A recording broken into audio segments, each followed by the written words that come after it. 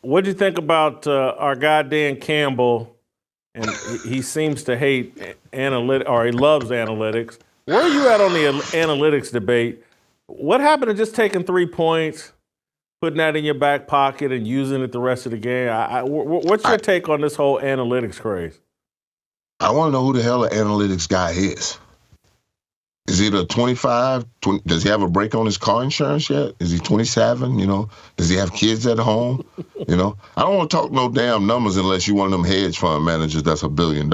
Because when we're talking about a football game, it's pretty easy. When we're talking about midway through the third quarter, you're inside the 30-yard line and you're up 14 points on the San Francisco 49ers. I go up 3 scores. Because there's only 4 possessions maybe left in the game. Let's go through it after he goes for this. And the guy he goes to on 4th down, this is the first pass he's thrown to him all game. And then you see him on the sideline talking to the dude in the sweatshirt, talking about it should have been right here, but then it was over here. You do realize your teammates are behind you looking at you have this discussion. And they're saying, "Yo, sorry ass, we shouldn't have never went to you." So now the defense is walking on the field and they're going, "Why we didn't kick that field goal, man? We'd have been up 17. I mean, and then you get out there and 4 plays later, flukes bounce off your guy's face mask, and we go 17-24, 24-24, 27-24. That's the third possession. And now you're driving it again inside the 30, and you don't want to kick a field goal again to tie the game and stop the bleeding. Please. Explain it to me, Jason, because I don't think I've ever screamed at a TV more that, it didn't have, somebody that I loved involved in it. Lynch was on the other side, and I love Lynch, but holy smokes. I'm like, does Dan Campbell know the very definition of insanity? He's doing the same thing over and over again and expecting a different result, son. Come on. We love you biting knees. And then somebody hit me with this one. Oh, they were so successful during the regular season on 4th down. Okay. You know why you go for it on 4th down during the regular season? Because next week we got a chance to correct it. Next week we got a chance to change the divisional standings. You don't get that chance in an NFC championship game on the road.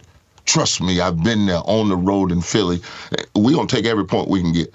I'll share a story with you. The last game we lost in 2002, John Gruden took 3 points off the scoreboard against the Pittsburgh Steelers on Monday Night Football. I ran up to him, and I grabbed him. I said, "What are you doing?" He said, "What?" I said, "You messing with the football guards." And he said, "F the football guards." And when we both looked at the field, Sean King was throwing an interception. I said, "You sit here and think about that. As I go out here and try to finish this game and win it, and you just took 3 points off the board, and we have this type of offense." We lost the game 17-14. It was the last game we lost that year. But sometimes you have to get these strong-headed men like Campbell and, most of the coaches I had was that way. Sam Weiss, Lane Kiffin. Art was a little soft on, what he believed in because he was a little different. Old linemen really don't, have that kind of rah at you. But he was different. But Dungy, you don't want to cross Dungy in no way, shape, or form. He's analyzing every nick and cranny. And he believes in the 3 points. So he goes up 27-10.